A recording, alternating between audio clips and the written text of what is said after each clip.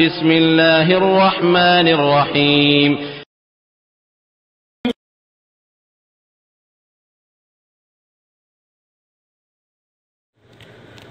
আলহামদুলিল্লাহ ওয়াসসালাতু ওয়াসসালামু আলা রাসূলিল্লাহ। এক মুহতারাম ভাই প্রশ্ন করেছেন যে আসলে গোসলের কত ফরজ। তো আসলে সত্য কথা বলতে কি গোসলের ফরজ এমনটা এরকম কোনো কথা নেই যে গোসলের 1 ফরজ বা 2 ফরজ বা 3 ফরজ। আমাদের সমাজে যেটা চালু আছে যে গোসলের 3 ফরজ। তো আসলে কোরআন সুন্নাহর সাথে এটা ওরকম সম্পর্ক নেই যে বলা হয় যে নাকে পানি দেওয়া, গড়গড়া কুলি করা, তারপরে সারা শরীর ধোয়া, এটা হচ্ছে গোসলের ফরজ, এটা বলে।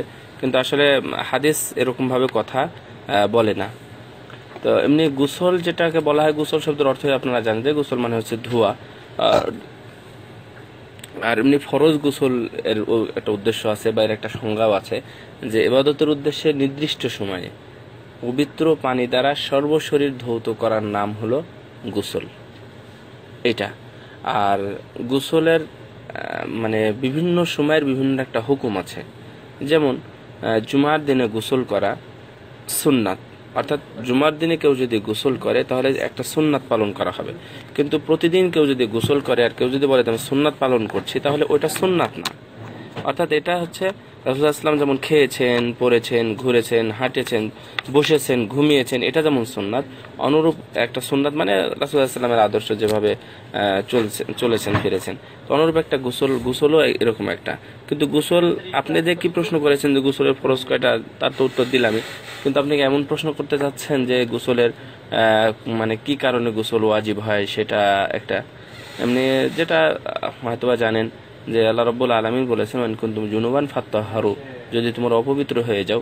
এই অপবিত্র মানে হচ্ছে বড় অপবিত্রই বোঝানো হয়েছে। মানে উত্তেজনার সাথে যদি বীর্য বের হয় তাহলে এটা, অথবা মানে যে কোনো অবস্থায় হোক না কেন, সেটা স্বপ্নদোষে হোক অথবা উত্তেজনার সাথে বের হলে সেটা গোসল ফরজ হয়ে যাবে, আপনি যে কোনো অবস্থায় থাকুন না কেন।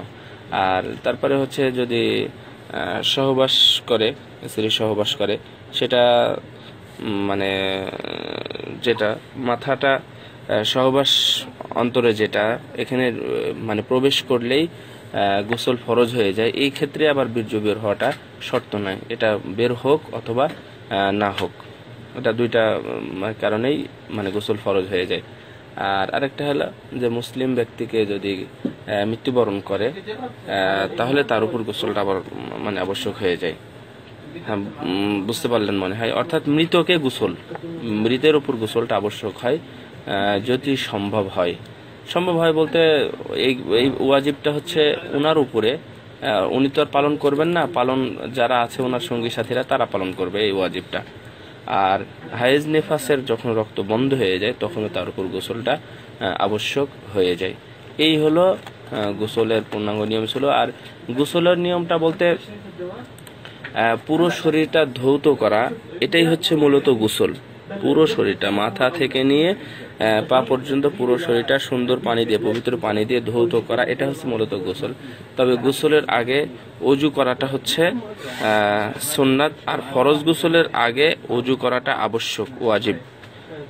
গোসলের আগে ওযু করাটা হচ্ছে সুন্নাত, আর ফরজ গোসলের আগে ওযু করাটা হচ্ছে মানে আবশ্যক বা ওয়াজিব। এটাই হলো ইয়া। আশা করি বুঝতে পেরেছেন। আর যদি ইয়া হয় এই পা ধোয়ার বিষয়টা একটা থেকে যায় যে যদি আপনি মনে করেন যে আমি পাটা পরে ধোবো, এটা পরে ধোবো, তাহলে আপনি পরেও ধুতে পারবেন।